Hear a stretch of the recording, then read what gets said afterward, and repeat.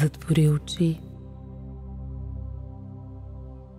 Усети как едно тихо блаженство се разлива по цялото ти тяло. Клепачите ти натежават под напора на празнотата, нахлуваща в ума ти, а устните ти потрепват в лека усмивка, която сякаш загатва, че ти предстои нещо незабравимо. Мислено протегни ръка към светлинната порта, намираща се пред теб.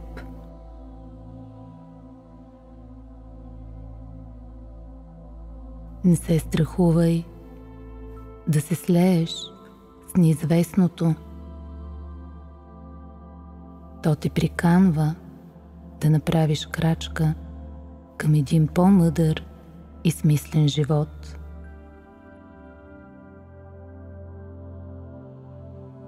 Разтвори портата и премини през нея с цялата си решителност.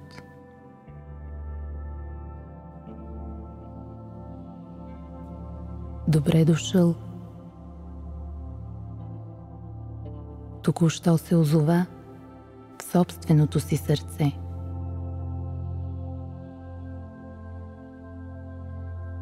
А как изглежда то?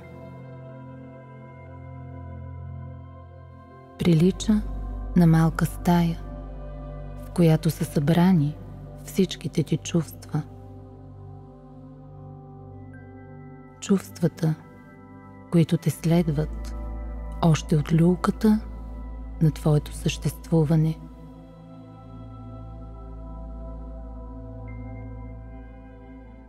А сега вземи книгата, очакваща те на дървената масичка, и седни на канапето край прозореца.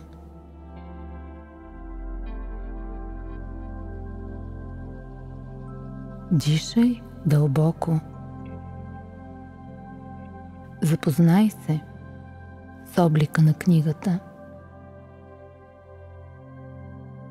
Корицата ѝ е направена от истинско дърво, а в дървото е издълбано твоето име. Книгата привлича с автентичният си вид. А какво има в нея?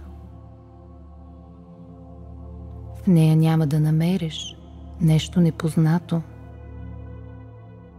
защото между листите й живеят всички събития, навестили твоя жизнен път.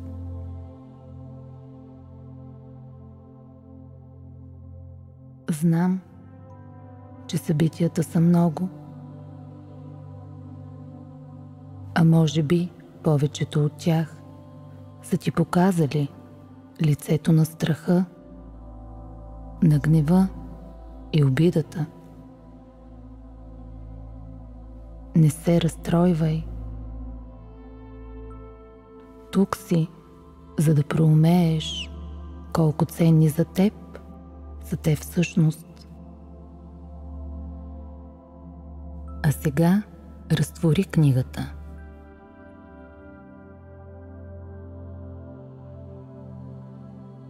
Първите й страници ще те отнесат в детските ти години.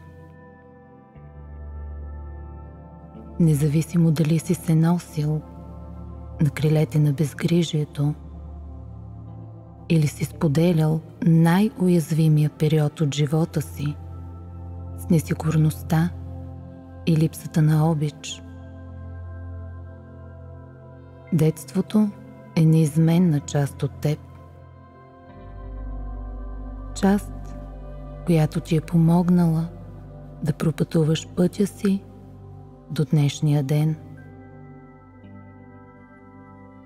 Може би сега ще видиш някое ключово събитие от детството ти.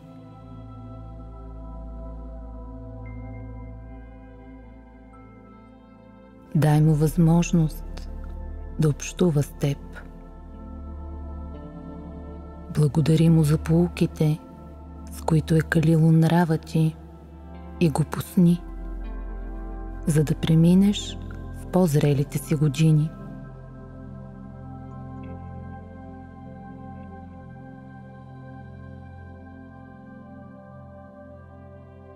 Разлисти книгата. Ето, вече поемаш отговорности.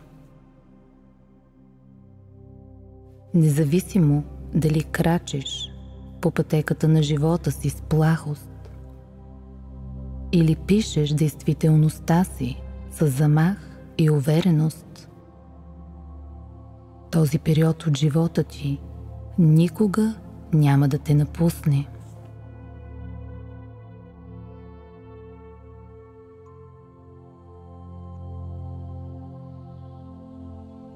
Той е неделима част от твоето израстване и помъдряване.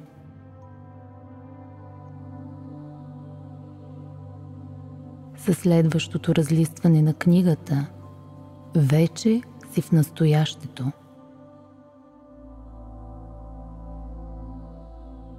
Ако изпитваш гордост и удовлетворение, това е чудесно.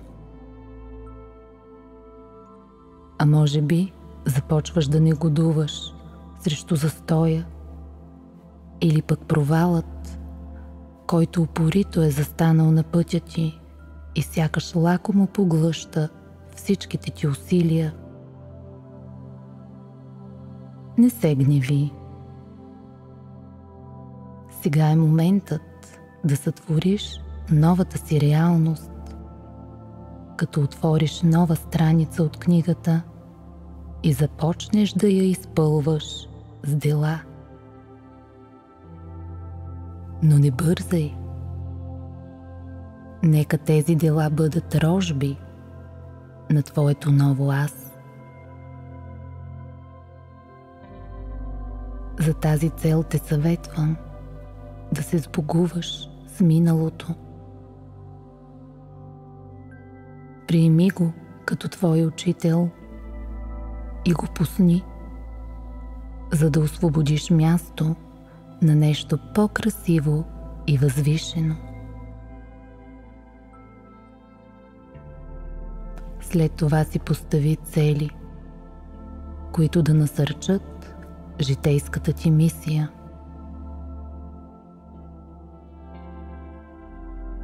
Ако не знаеш каква е тя, просто поискай и Създателят ще ти я почушне с благия си глас. Ако пък целите ти вече светят в ума ти, пожелай си да ги прегърнеш с лекота. Запомни, дори да срещаш трудности, не се изкушавай да призоваваш миналото. То вече е затворена страница. Не ограбвай настоящият момент с нещо, което вече не ти служи.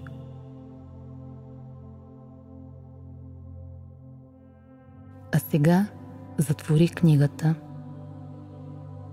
върни я на мястото й и застани пред рицарските доспехи, закачени на едната стена.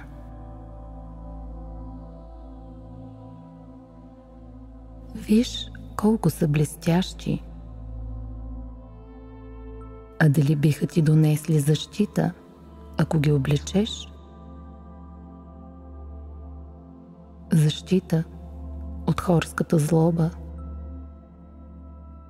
от зависта, от интригите, които се стараят да разпиляват жизнената ти сила, от напрежението, което сякаш се е сраснало с ежедневието ти, от собствените ти страхове, към които си привързан още от дете. Отпусни се и попитай своето сърце. Попитай го дали иска да се затвориш за света, който те заобикаля. Ако чуеш да, знай, че този отговор не идва от сърцето ти, а от убеждението ти, че хората са лоши и опасни, както и че светът е недружелюбен и суров.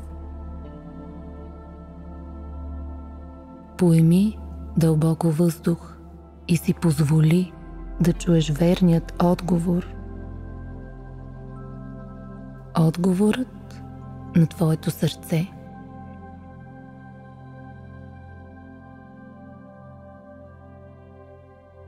Нямаш нужда от тези доспехи. Отвръща ти сърцето. Освен че ще тежат на тялото ти, те ще те превърнат в един беглец.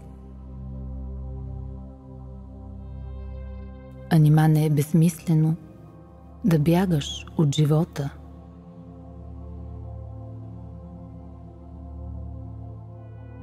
Това бе отговорът на твоето сърце. Може би се чудиш какво значи да бягаш от живота.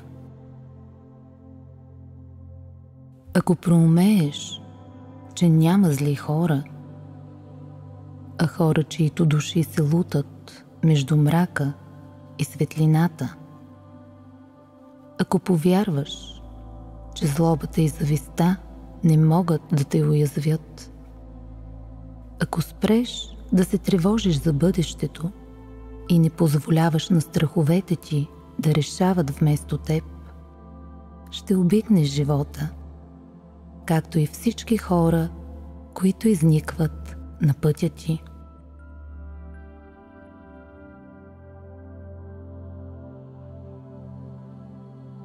А сега е време да обърнеш внимание и на третия ключов предмет в стаичката.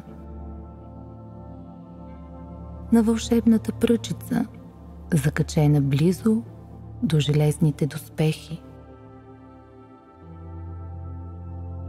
От върха й струи бледо-розова светлина, която сякаш те приканва да размахаш пръчката и да получиш наготово всичко, за което мечтаеш.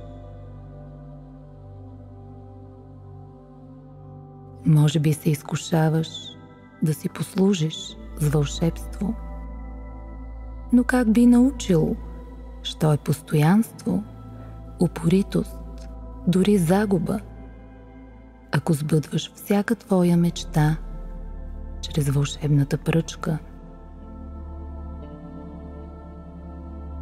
Запомни, чудото е в теб. То е вплетено в непоколебимата ти вяра, в умението ти да избираш смирението пред бунта на твоите неоправдани очаквания.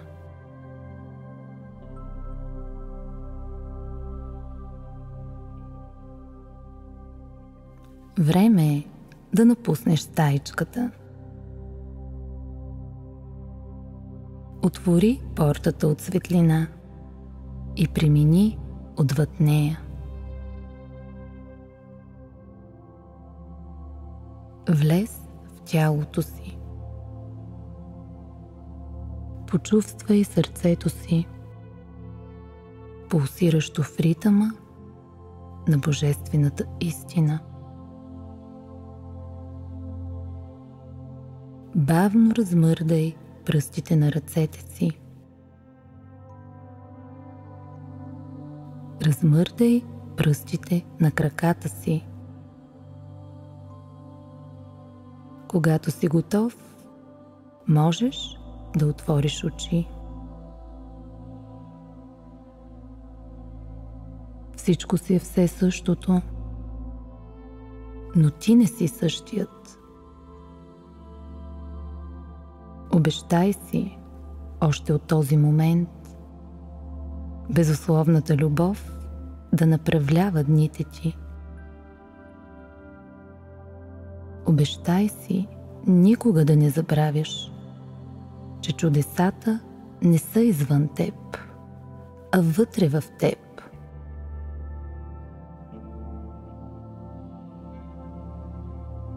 Благодаря ти, че бяхме заедно.